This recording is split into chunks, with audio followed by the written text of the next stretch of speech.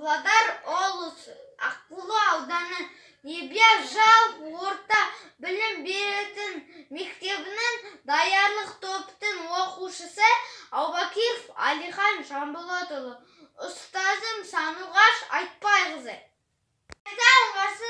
Туған жер, сағындым туған жердің көгал белін, желпіген біттен сүйіп самал желін, асқар ту шалқар көлін болмаса да, көрікті ақ көрінесің маған керін.